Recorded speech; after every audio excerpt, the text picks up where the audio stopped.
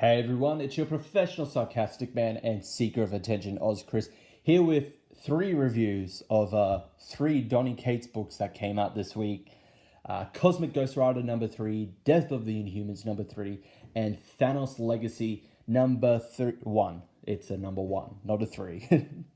you broke the formula there, but since Thanos Legacy came out in the same week, usually this double Cates I have for the first week, considering CGR and Death of the Inhumans come out in the same week. It will just be for this one time. It will be a triple Cates.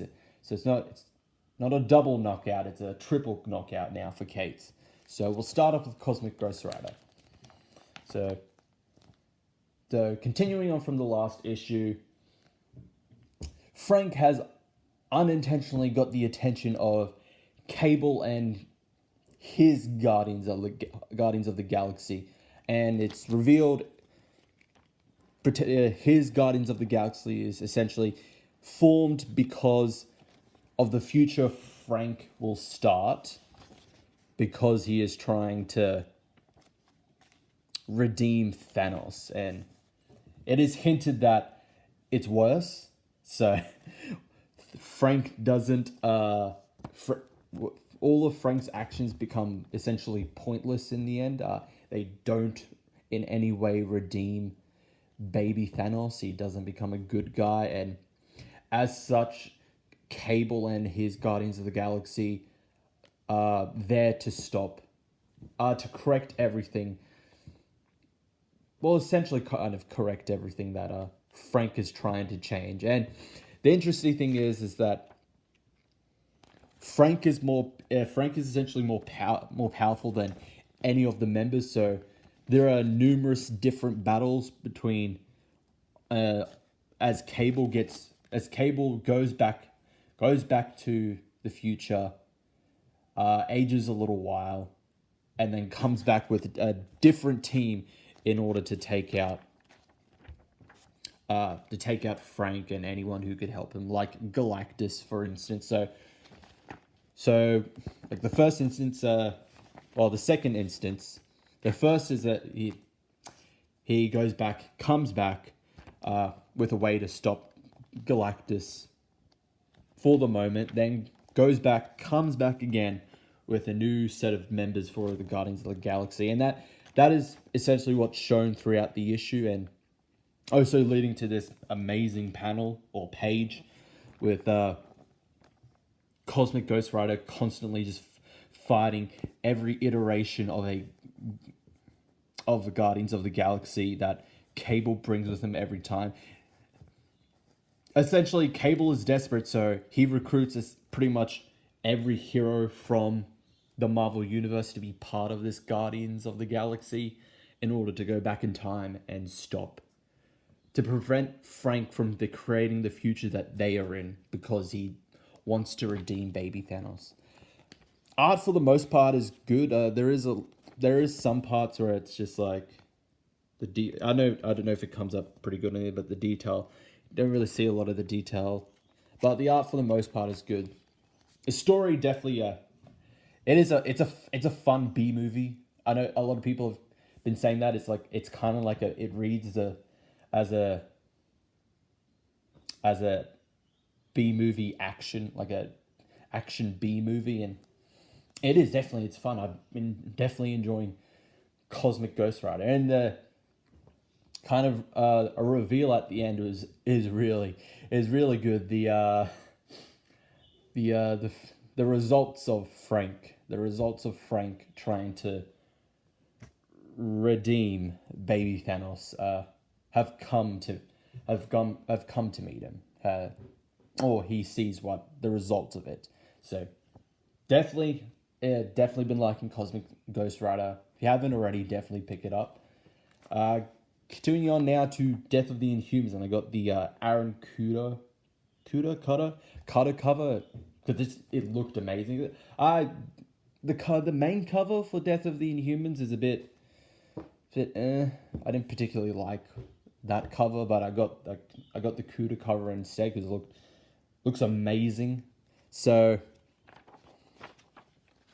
So essentially, in the premise of this issue is that Black Bolt has been injured, his throat has been slit, and it seems like he has, for the moment, lost his powers, and that Vox and the Kree Empire have pretty much, they've won. This is the middle of the story, I believe. I think it's only 5 issues, if I remember correctly. Unless someone can quote me on that. Correct me on that, I mean. But Black Bolt has temporarily lost his powers, and Medusa and the rest of the surviving Inhumans decide they're not going to get help from the Avengers, despite the fact, get help from the Avengers. They could definitely help, or any of Earth's heroes. They need in the kind of their words, a hired gun. And looks like Cates is good. Cates has a lot of almost shocking reveals in these in this one and in Cosmic Ghost Rider. Is there a kind of a fan favorite character, especially with I know Cool Sniv will definitely appreciate this, his favorite character coming back in the end of this issue. But another reveal at the end. So I would say, I don't know if it's just me. I don't particularly care for the art in this one. Like, Medusa's face kind of looks weird in most parts. Same with Black Bolt's most of the time, depending. I don't know. Art seems to be a slight downgrade, but the story has still been holding my interest so far, and it's not a bad story. I know the whole Marvel trying to push the Inhumans things, a lot of people didn't like it. I can understand. It's like, well, let's just sideline the X-Men, the most popular kind of like series, most popular group within Marvel, and make Inhumans the next big thing, just because we don't have the film rights to X-Men anymore. Bleh. But apart from that, ignoring all of that, putting that aside, definitely Humans has actually been a good story so far. Definitely, I'd definitely, if you can get over the whole Inhumans thing, I'd say definitely recommend it. But definitely for the story, the art for the most part has been, but it's I can ignore my problems with the art, and I still like the story. So going on to the odd one in the batch, kind of. Thanos Legacy #1. So this is it's a bridge. It is a bridge between the end of Cates' Thanos run and the start of Infinity Wars. I believe Infinity Wars Prime, where spoiler if you haven't read Infinity Wars Prime, Thanos is killed. He gets his head cut off by, spoiler, Gamora. And this is the bridge between the end of Thanos Wins and Infinity Wars Prime. How he actually went about, well, the first half shows how he goes about preventing the future that he witnessed within Thanos Wins. And I gotta say, I liked it. I definitely liked it. So that's essentially just the main premise of the story, is that the main story, just Thanos preventing the future that he saw. Well, that's what he said at the end of Thanos Wins. He's like, I'm not going to give you the satisfaction of killing you now. I'm going to make sure you never existed. I'm not going to become you. You are not Thanos. You are everything that I am against, essentially. And he does this. He does this in several ways, such as he goes to Mephisto and tells him, leave Frank Castle alone. Simple. Frank becomes the Cosmic Ghost Rider because he makes a deal with the devil, essentially. And it does also tie into a couple of series, one that was done a few months ago, and one that is still going on now. with him confronting Mephisto, there is a little editor's note saying that Mephisto was trapped in Damnation, which was also written by Donny Cates. And Mephisto mentions that Hela is getting married, which is also currently going on in Thor. So it's a nice little connecting the universe together, referencing the events of Damnation, also showing how Thanos turns up in Thor, or why he turns up in Thor. And definitely good. I like it's a I don't know, would I say this is it's not particularly, is this something that's I recommend? It is a good story, but it's kind of a one-off. You don't really, if you're reading Infinity War, you don't really particularly need to read this to understand the story. It's just, like I said, it's a gap between Thanos Wins and Infinity War's Prime. It's just a one-off. $4.99. They probably could have just, there's a story at the end showing Gamora, and it doesn't have any dialogue, which it's mainly just playing off like thoughts, feelings, emotions. It's already, I'm not sure why that story needed to be there. We already know that Gamora suffered a lot while being raised by Thanos. You don't really need to show it. It's been shown before. It's been told before. So you probably could have just... This could have just probably been a $3.99 issue. Funny enough, Jerry Dugan is the writer. There is no...